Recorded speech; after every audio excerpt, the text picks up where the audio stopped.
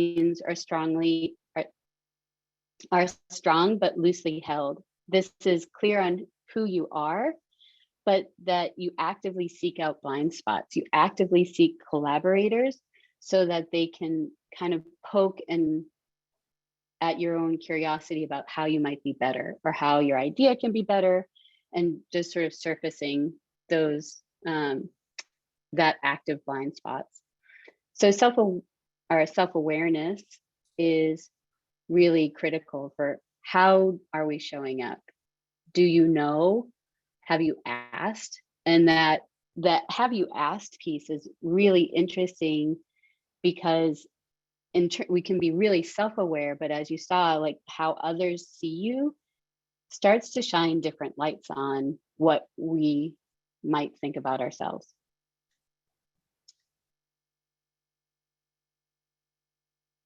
So collaborating together, showing up with some foundational elements around curiosity, humility, and self-awareness. You might have a lot of these skills, they might be really helpful, but maybe embracing these ways of seeing, but collaboration is still tricky. I think there are still some tactics that communicate the role we play in collaborating as individuals together. The arrow thing is messing with me. So talking about achieving, oh geez, no, I told you. Sorry. Quick question around, I don't know when the last time I changed a tire, or if, and it's kind of changing gears here, but when was the last time you were able to change a tire?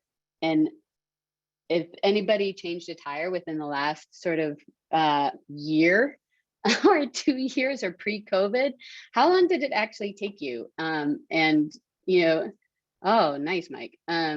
If half a day, okay, 20 minutes. All right, it would take me a pretty long time. And if I had somebody's help, I think it might take longer for me. So I'm going to play a little video. This is the F1 Red Bull team, the world record for changing all 4 tires in 1.82 seconds. This is another vantage point of it. Back out. I didn't even finish my sentence and they're back out. Another angle. There are 20 people around this organizing it and getting that car back out onto the racetrack. What's really kind of fascinating about maybe this whole process, and beyond how cool it is a really wonderful sense of teaming. But if you think about just your own experience for changing a tire, how long it might take, that incredible coordination of 20 human beings together, it's that notion of working towards something, working towards and achieving that goal. The goal that they have is not changing the tire, right? Their goal is to win the race. And so looking at how their contribution is going to get them to achieving that goal. So really thinking about, changing your perspective on the goal, but focusing on how your piece part is really critical to it. Everybody has their role. So I'm curious about what some folks noticed about the team and what they were doing. I mean, it was a second, 1.8 seconds. That's incredibly fast. So can you imagine the trials, the focus, each person had a specific task. I love that. Thanks, Lyle. There's also this dance and nuance. I don't know if you noticed when they took the tire off and put the tire on, there was this incredible synchronization. So thinking about like how you work with somebody, I don't think that they showed up one day to work and got to that exact moment, right? There was a lot of practice, there was a lot of trial, there was a lot of back and forth, a lot of trust. I totally agree, Jen. So there's this, we think that in order to collaborate, we just show up and we just start working together. We are not, in fact, mind readers, but we treat communication like we just wish people would read our minds and know what we needed. So communication is key, but key to good communication is self-awareness, curiosity, and humility.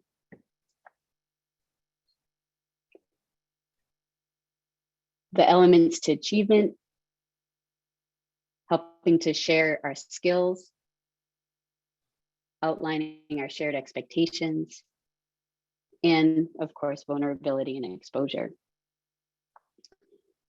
When we agree on a goal, what we want to achieve, it's a huge acknowledgement of what it is that we want to do, but the communications and the expectations about how we want to achieve those things are maybe a little bit more complex. So thinking about what your expectations are, you have to kind of think about them before you communicate them. So have you ever gone through an experience or setting out what your expectations are, what you think needs to happen? I think I found this to be a big gap in what we're able to do. So maybe some of our skills inventory. I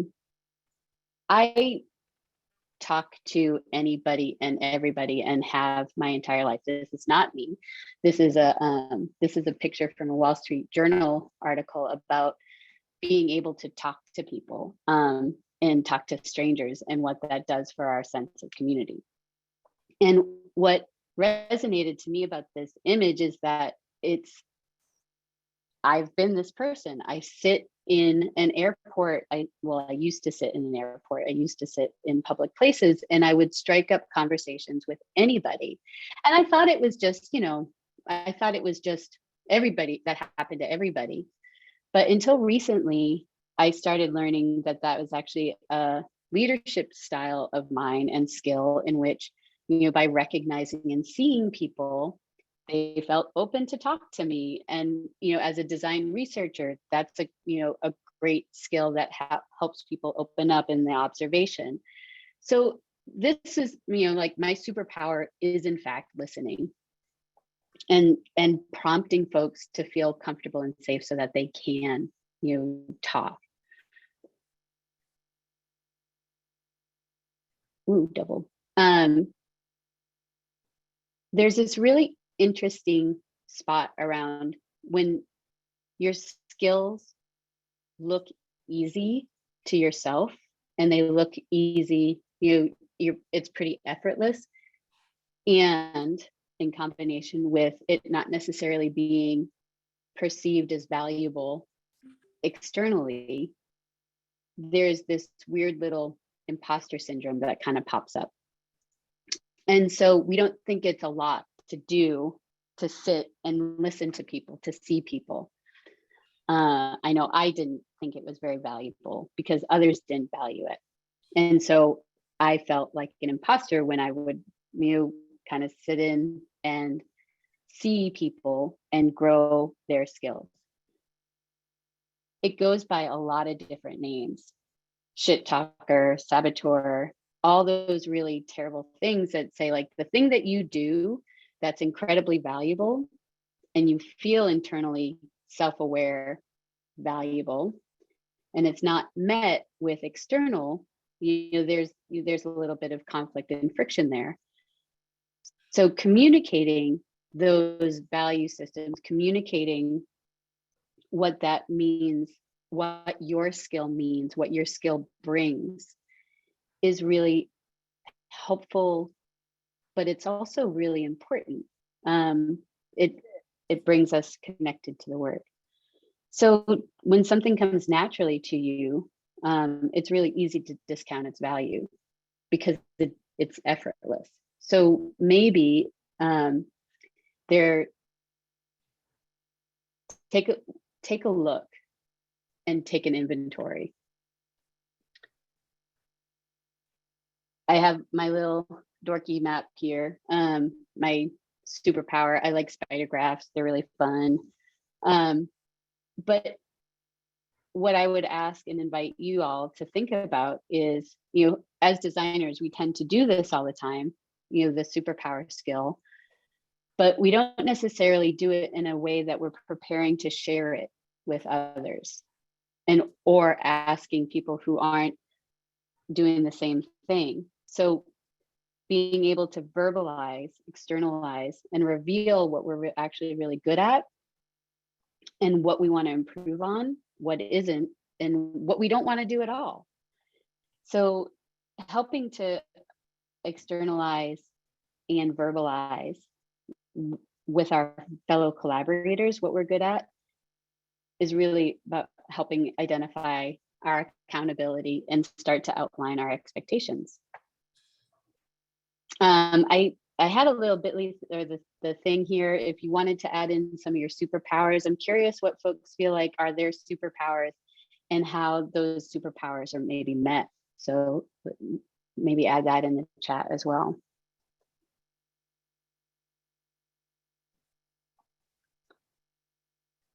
As you do that in the chat, I wanted to maybe bring out a game.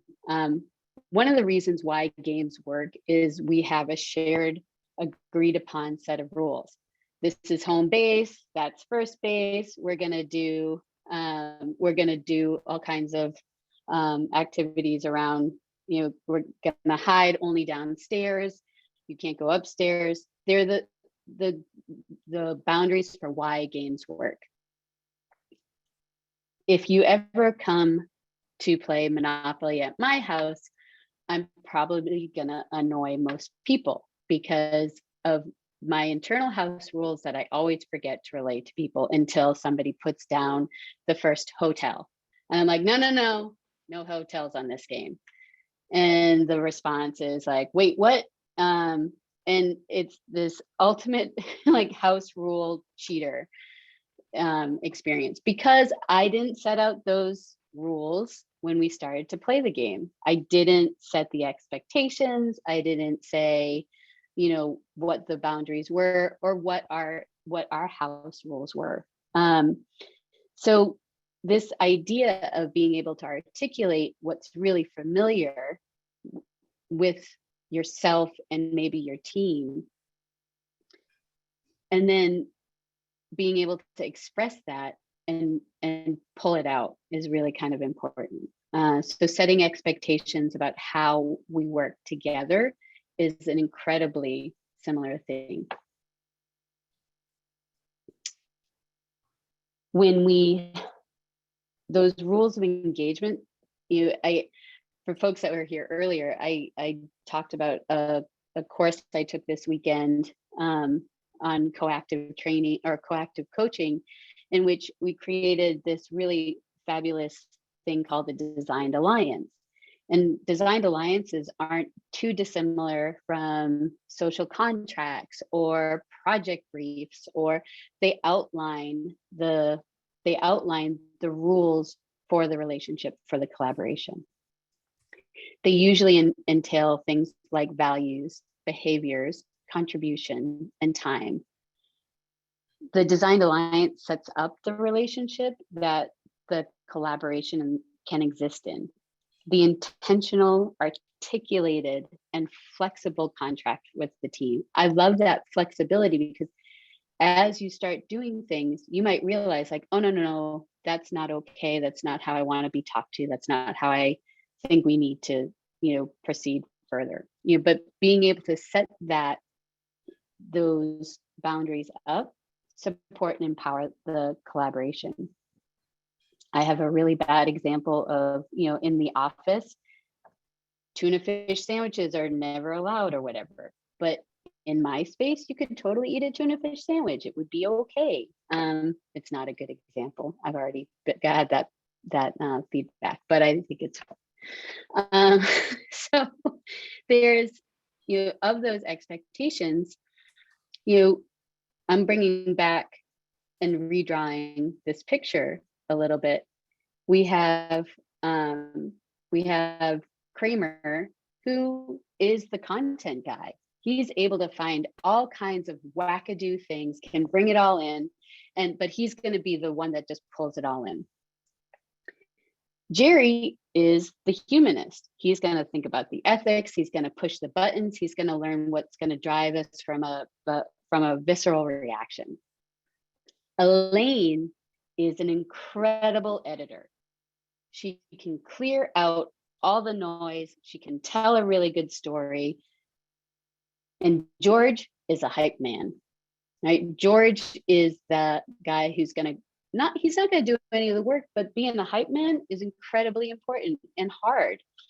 So being able to maybe redraw and reframe this team of, collaborators and playing to their strengths and what they're really good at changes the dynamic completely. But if they didn't articulate that, it would just be mysterious. Okay. So a little bit more tactically in setting up collaborations, it's helpful to just inventory all that needs to happen. And and I found that we do this and we get into the minutia, like I've got to tie my shoes. If you've ever done the peanut butter and jelly exercise of where you're describing how to form and build a peanut butter and jelly sandwich, you end up being really surprised about how many steps are actually involved in it. And so being able to articulate that and what all needs to happen and who's responsible for it is one way and tactic around setting expectations. The sort of second piece of that is talking through ownership and talking through, there's RACEs or delegation boards, delegation poker, where we have a range of, I care about this, I don't care about this, but it's an agreed upon decision from the team or your set of collaborators, being able to say, like, I don't care what you want to do with that, just tell me when you decide it and I'll pick it up, versus I really care deeply about this and I want an invitation, I want to be able to talk it through. So a delegation poker just helps to articulate what those are, but having the conversation and the accountability and the ownership is kind of the critical piece.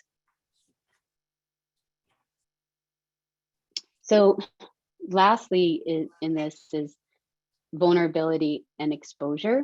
And it's super hard to talk about vulnerability and exposure without talking about Brene Brown. Brene Brown is not the founder of this work, but she is definitely the most household name of this work. And what she has articulated in a lot of different ways, that vulnerability and bravery to articulate what's happening is risky and scary. And in that risk and scarcity, it goes all the way back up to what we were talking about with the SCARF model. It impacts our sense of certainty. So when we feel vulnerable and exposed, it actively charges against our sense of certainty.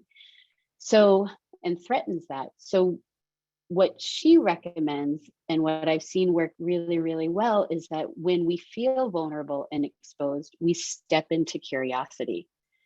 And in that curiosity, that activity, that function satiates our brain a little bit to resolve it. So being curious about what is happening, why you feel vulnerable, why you feel exposed, doesn't necessarily, or what is exposing you or what is making you feel vulnerable, doesn't necessarily mean that you have to resolve it as much as acknowledge it and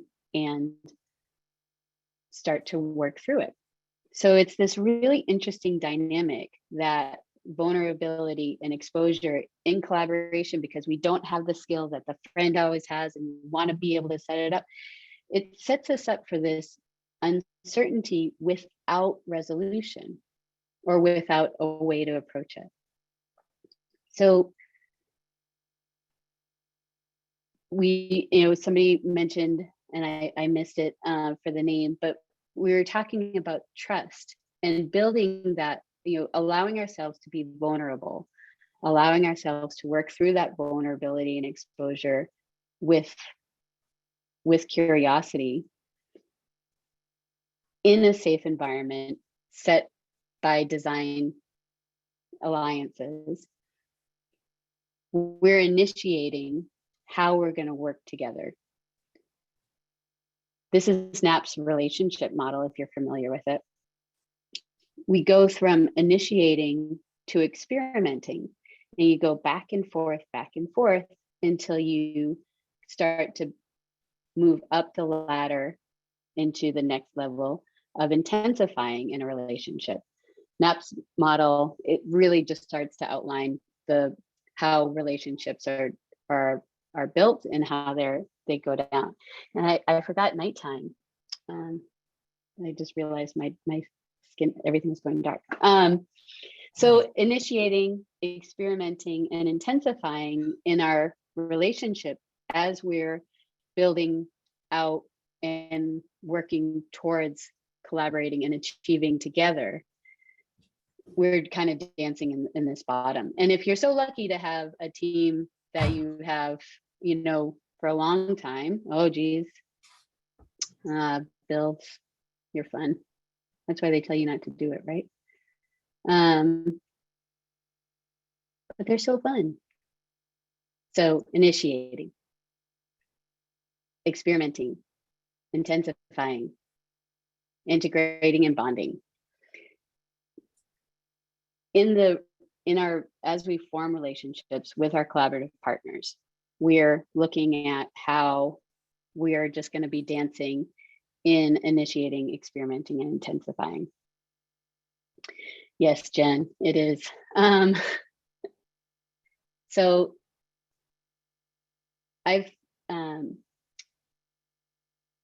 what I found is this really simple statement around vulnerability that acts as an invitation, which is, I don't know yet. And that simple addition of yet builds on the invitation for people to help build out your curiosity. So if I can offer you anything, I don't know, comma yet, or ... yet works to invoke a high level of curiosity, but also invitation for others to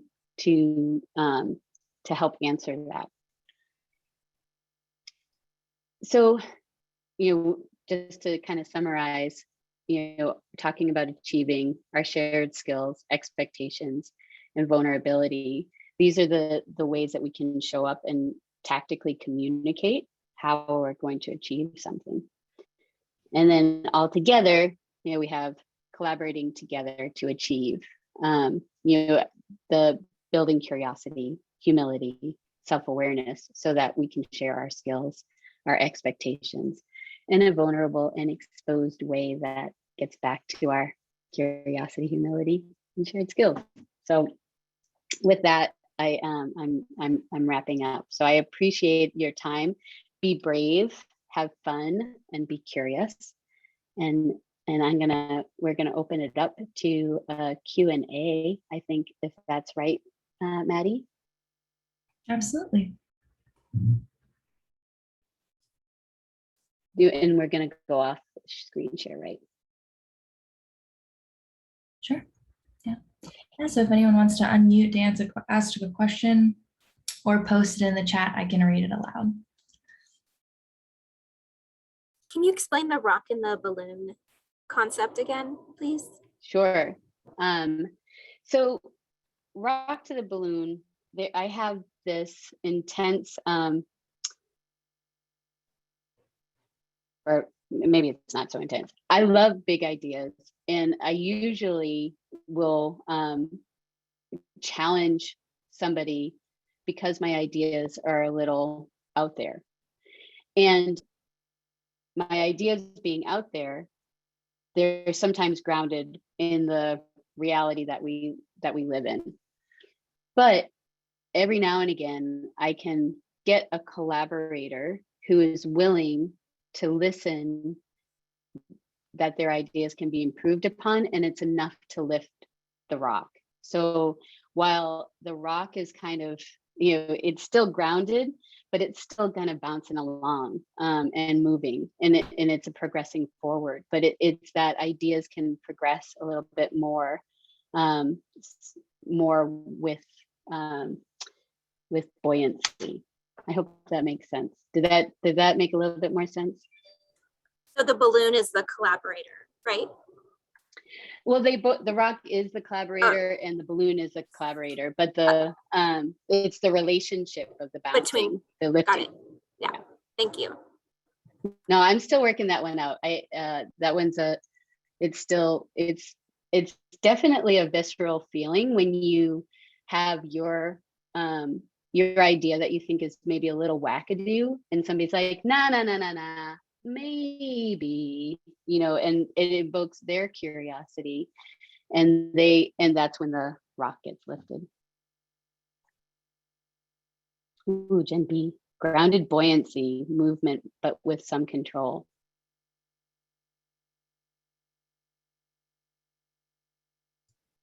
I have a question. Yes. Hi, Laura.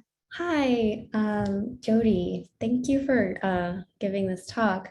My question is, what are some of the risks of not having this idealistic balance in the collaboration group?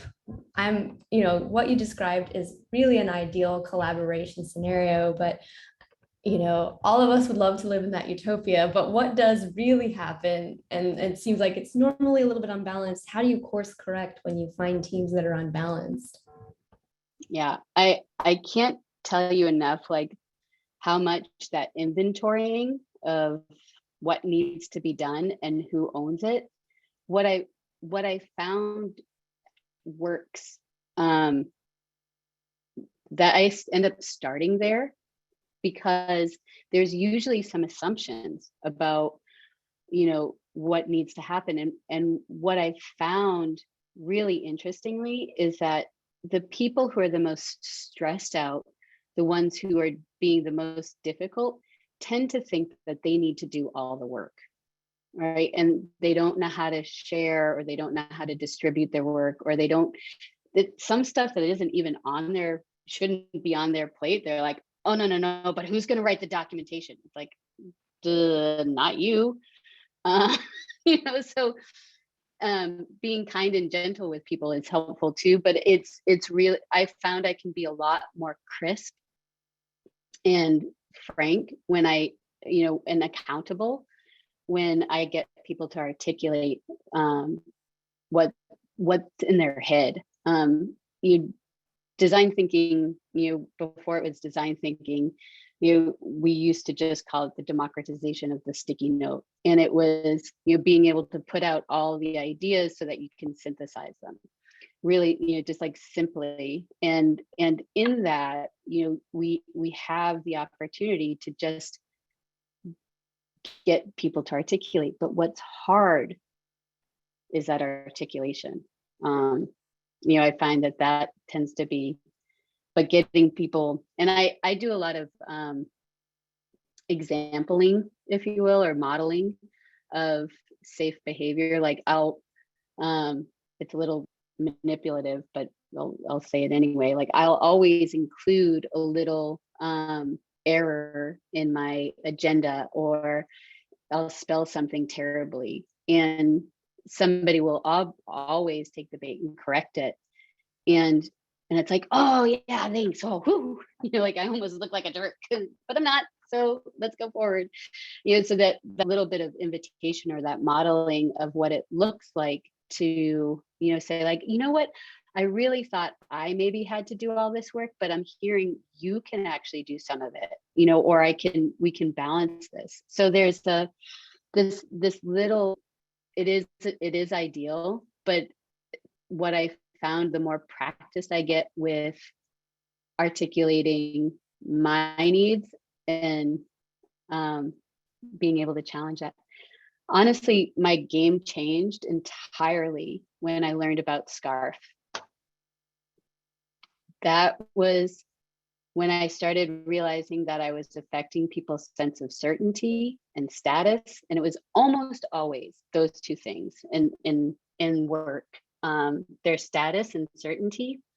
And I was like, oh, we're really bad as designers at expressing certainty, because that's what we do. We explore the unknown and it's really yummy. And so as soon as that occurred to me, I was like, oh, they don't actually need to know what's all going in there. They just need a date. I can do that. So that helped me be a better collaborator externally, because I wasn't threatening their sense of certainty, even though I was going to do whatever I needed to do. But yeah, that's a great question. Thank you. Thank you.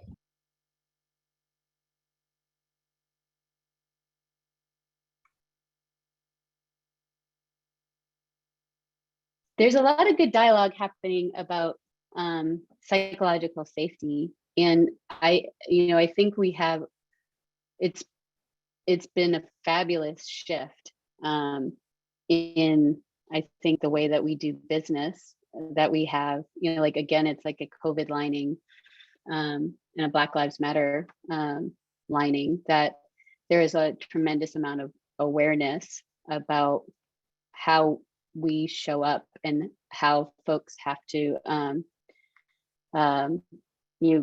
be different, and how that's not acceptable. So really being able to open that aperture. So I'd be curious if anybody had any thoughts about how this work can inform some of that. Psychological safety. Rose asked a question, what is psychological safety? So I'm not a psychologist, but providing an environment in which people not just feel included, but they feel like actively contributing, is the idea that they can bring their whole authentic self to their work environment. And so the idea of psychological safety is that you're not just included, but valued. And so how your valued contributions improve or do good things in the end. I love Alex' definition, a sense of belonging, but valuing too. So anyone want to add to that? I know we've got about 10 minutes left. Were there any other questions, Maddie? I'm a floating head now. I would ask another one if I may. Yeah. Code switch. Thanks, Jen B. Where would you recommend we read more about the SCARF methodology? Yeah, SCARF. So Dr. David Cook came up with that, and it's a good synthesis of a lot of neurological science, and it's actually I believe an adaptation off of Maslow's hierarchy of needs, because that really doesn't take into consideration any of the social constructs, and where Neff's model also kind of, Neff's is more social. This is a little bit of a good dance. What I think some of the emergent, oh, thanks, Adam. Some of the emergent research is now showing that social is just as much of an important factor as water and safety and shelter. David Rock, yes, Nicole. Yeah. Thanks for the link too. Yeah, it's really interesting. It's catchy, So it's like super helpful to remember it. And my team is probably sick to death of me, like, doing the SCARF model. But what was really fascinating in my leadership training last year, or 2 years ago, 3 years. Yeah, there was some really great social emotional work that showed up around SCARF.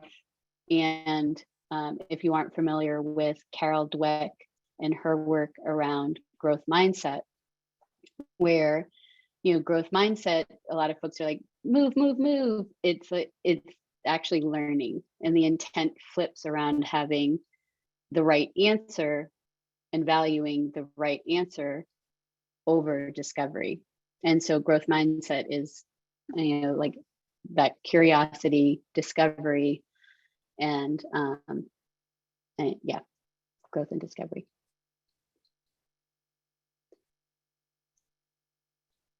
Oh yeah. What are your experiences to help the people who are the geniuses in the room and truly have great forward thinking ideas, but to help them learn that others can help their ideas go even farther? And many times those are leaders who have been promoted because they're really smart. It's I've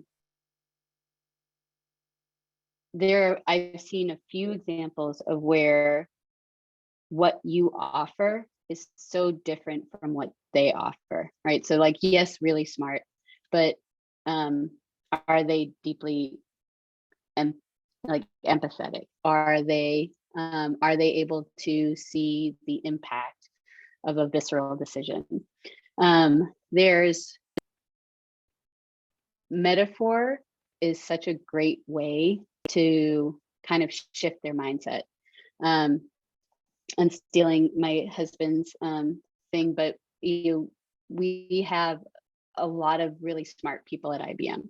One of the things that has really moved and shifted the way that the perception that their ideas can't be improved upon is a really simple exercise where it takes 90 seconds. It's draw a vase, and you have folks draw a vase, and in that, like, everybody draws like this, and it's like, okay, great, now throw it out. I don't care about what you did. Now draw a way for people to enjoy flowers in their home. And that reframing and that shift, they're like, everybody gets it. And it is a game changer. And so it's so fascinating how simple things like that can impact it. I also love those really complicated and difficult people. And so I tend to listen to what they're anxious about and why their ideas are so precious and unbuildable, onable. Like, their ideas can't be built on. And it usually has to do with a sense of scarcity or status. That status thing is cuckoo crazy. So I get curious with them about why they're moving against me. Or, there's a threat that's presented by adding on to their pictures or adding on to their ideas. And that usually has to do with then they can't claim that idea. That idea is no longer theirs. And so that's a pretty fun, way to get curious about somebody else and why they're not playing well, right? Great question. Thank you. Yeah.